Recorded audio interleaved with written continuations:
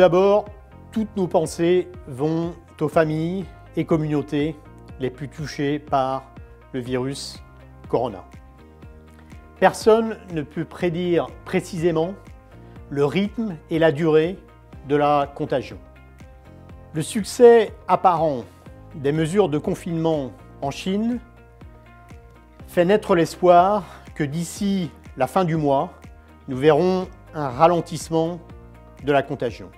Cependant, la population mondiale hors Chine est plus de 4 fois supérieure à celle de la Chine et il n'est pas sûr que les mesures de restriction s'appliqueront aussi sévèrement partout. Il est trop tôt pour juger de l'impact économique. Plus le choc perdure, plus le ralentissement sera sévère. Ce graphique montre que l'industrie manufacturière en Chine a connu un arrêt soudain. Il n'y a aucun doute que le gouvernement chinois va délivrer des mesures de politique économique très fortes pour soutenir une reprise en V. Malheureusement, les politiques qui visent à soutenir la demande ne peuvent pas régler le problème de l'offre. Les gouvernements et marchés sont quelque peu dans une impasse. Les mesures sanitaires qui visent à ralentir le rythme de contagion pour aider le système médical à gérer la crise ont un impact économique négatif. La réaction initiale des marchés aux mesures de politique monétaire et fiscale sera donc plus modérée. Mais ces actions restent nécessaires, indispensables pour limiter le choc de demande. Une fois que le virus va ralentir, ces mesures soutiendront un renversement du sentiment des investisseurs. Nous anticipons des mesures de politique économique fortes, mais la marge de manœuvre est moindre qu'en 2008. À court terme, le risque majeur est que les compagnies n'aient plus accès à la liquidité. Certains marchés, notamment les segments les plus sûrs, semblent déjà pricer une récession.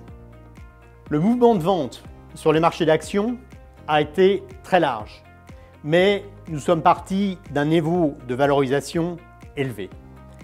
La récession des bénéfices va s'aggraver en 2020.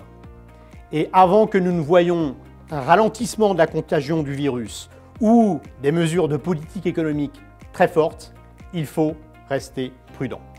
Les actions européennes ont perdu depuis les points hauts de la mi-février. C'est pire qu'en 2012 et 2016.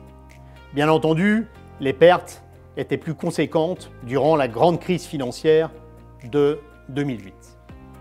Une fois ajusté du bêta, c'est le marché du crédit qui a le plus souffert. Étant donné les risques, les peurs sur les défauts, le marché du high yield ne va pas se renverser avant celui des actions. Mais si, comme nous, vous pensez que la BCE va augmenter ses achats de crédit, il faut revenir progressivement sur le marché investment grade.